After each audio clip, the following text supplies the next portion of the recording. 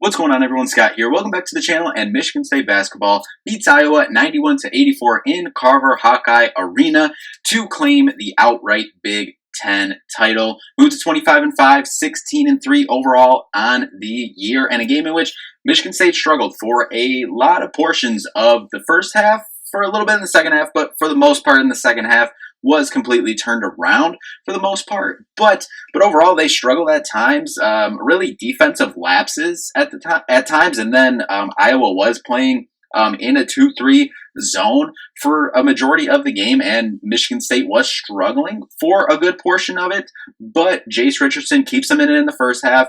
Jaden Akins does his thing in the second half. Jackson Kohler pitches in, as well as Trey Holloman. Jeremy Fears has a really good game, and overall comes away with a 7-point big-time road victory to now give you the outright Big Ten title. Obviously, we recorded the preview for this game before the school down the road lost to Maryland on Wednesday, so we kind of hinted at it that, hey, we could already have locked up a share of the Big Ten title, which we did coming out in this game, at the beginning of this game. And you have to credit Iowa coming out on senior day, and they came out motivated, and they were moving that ball around. They were playing good defense, forcing Michigan State to do things that they didn't want to do. And that ball for Michigan State, when Iowa was in that zone, that clock was getting down to, shot clock was getting down to like 10 seconds before Michigan State even got into any of their stuff. So we're going to jump into the full recap for this game. But first, if you could, just hit that like and subscribe button down there. More Michigan State basketball content on the channel, so make sure to subscribe so you don't miss a video. First off, going to start out with Iowa, as we usually do. Josh Dix for them had a pretty good game, 18 points, 7 rebounds, 4 assists overall, and 15 points for Peyton Sanford. A lot of that coming in the second half. He was pretty quiet in the first half, but he finishes with 15 and 7 as well.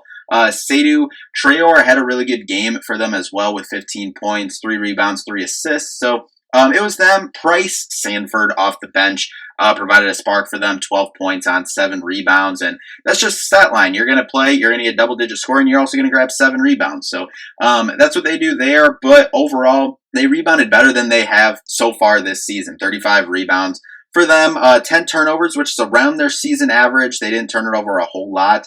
But we switch it over to Michigan State, and the only person that played that didn't score for Michigan State was Simone Zapala.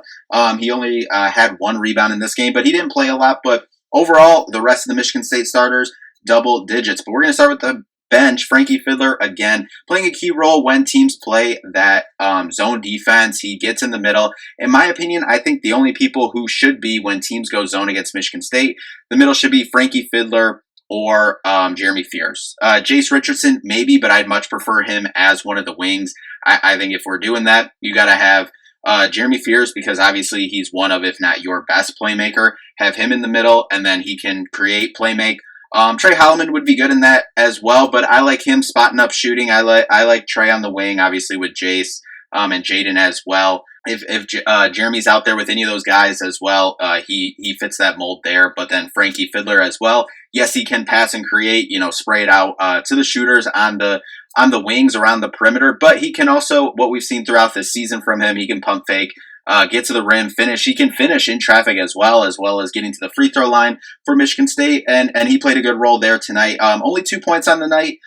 2 for 4 from the free throw line, but he did have 5 rebounds that provided a spark on the glass for Michigan State in this one, in a game that they weren't as dominant as maybe thought that they could be or should be coming into this game. But overall, good game for him on the glass.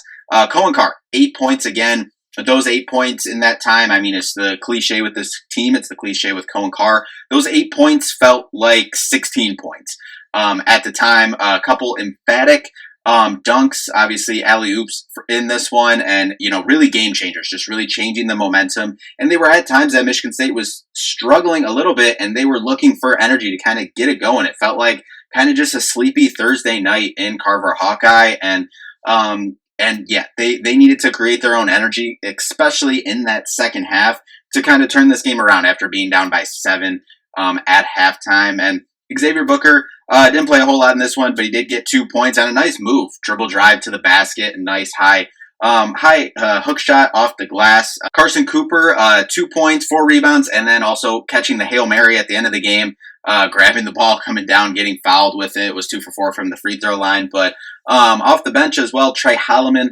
11 points, 4 assists, a steal. Recorded 0 blocks, but if the refs weren't trying to give Fran McCaffrey an early retirement gift, he should have had a block in there. That was a very clean block. But that's neither here nor there. Carson Cooper's block, he had 1 block on the game. Should have had 2 because another clean block.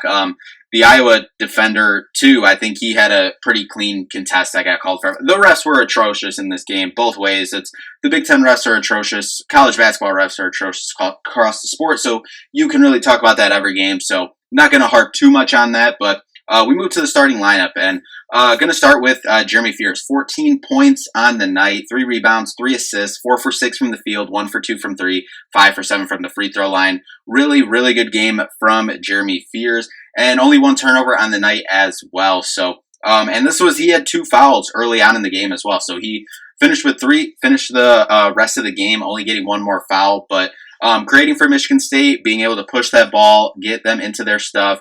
Obviously big for Michigan State in this one. Jackson Kohler, 15 points in this one, 6 rebounds as well, and 5 for 5 from the free throw line, 5 for 7 overall from the field. Efficient night overall for Jackson Kohler. And then Jaden Akins, 15 points, 4 assists, 2 rebounds, 6 for 14 overall from the field, 3 for 10 overall from 3. But it's what we've talked about all season with Jaden Akins. It's like, he'll go like 1 for 7 or 2 for 9 in a game, like 2 for 8, 2 for 9 in a game, from 3. But those 2 threes will be absolutely huge, and they were in this game. And then Jace Richardson kept Michigan State in it in the first half, finishes with 22 points, 4 rebounds, 2 assists, and a steal in this one. Overall for Michigan State, 51% from the field, 33% from 3, 9 for 27 overall from 3-point range. Similar stat line to what we've seen the last couple games. Free throw shooting has really gone downhill, 20 for 30 overall on the night, 67%, 36 rebounds to 35 for Iowa. Stated 8 turnovers. We talk about 8 to 12, staying on the low end of that. That's good every single time for Michigan State. And then fast break points, 16 to 11. Michigan State wins that one and turning it around after a slow start there. Points in the paint, 42 to 40.